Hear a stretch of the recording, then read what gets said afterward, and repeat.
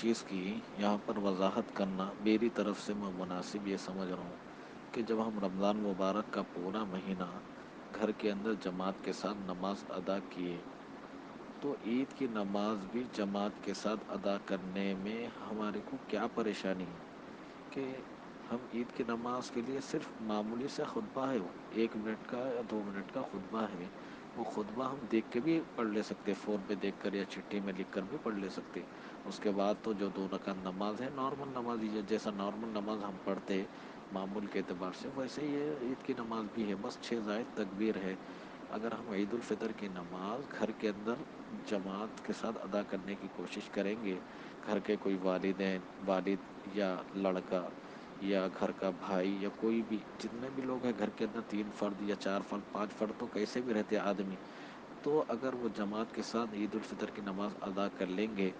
تو ان کی وجہ سے عورتیں جو سالوں سالوں سے عید کی نماز پڑھنے سے محروم ہیں تو گھر میں عید کی نماز ادا ہونے کی وجہ سے وہ بھی مرد کی اقتداء میں عید کی نماز ادا کر لے سکتی۔ جب ہم رمضان مبارک کے مہینے کے اندر جماعت کے ساتھ عام نمازیں پڑھ سکتے تو عید الفطر کی نماز پڑھنے میں پڑھانے میں کیا قباحت ہے؟ بس ایک 10 منٹ 15 منٹ کی پریکٹس کی ضرورت ہے کہ خطبے کو یہ سن کر آڈیو سننے کے یا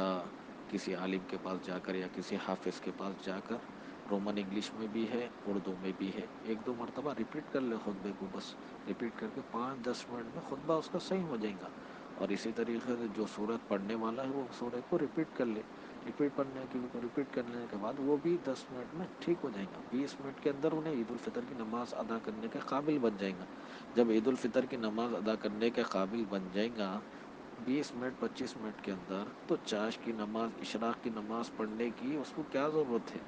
جماعت کے ساتھ گھر والوں کو جمع کر لے، عورتوں کو جمع کر لے، بچوں کو جمع کر لے،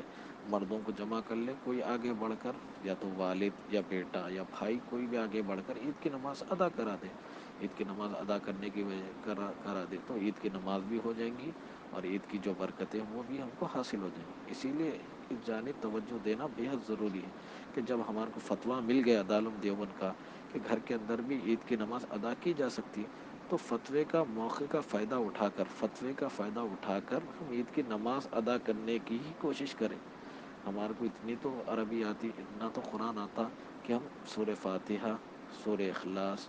یا سورہ ناس یا سورہ فلق پڑھ سکتے اور نماز کے اندر پڑھتے۔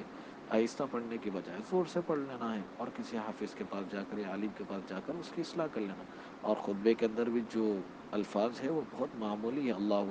اکبر کے الفاظ ہیں، اور اسی طریقے سے سورہ اخلاص ہے، وہ خطبہ بھی کوئی بڑا چوڑا نہیں ہے۔ اسی لیے میری ادنا رائے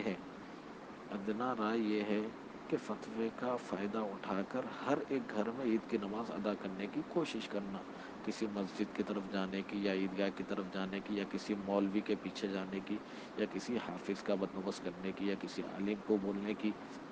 کہ ہمارے پاس آ کر عید کی نماز پڑھائے، اس کی کوئی ضرورت نہیں ہے۔ آدمی گھر کا بڑا ہمت کرے، 20 منٹ نکالے، آدھا گھنٹہ نکال کر پریکٹس کر لے، پریکٹس کرنے کے بعد اس کو خود بخود عید کی نماز ادا کرنے کا طریقہ آ جائے گا اور وہ عید کی نماز ادا کرنے کے قابل بن جائے گا۔ اس بات کی طرف توجہ دینا، اس بات کی طرف فکر کرنا بے حد ضروری ہے۔ السلام علیکم ورحمۃ اللہ۔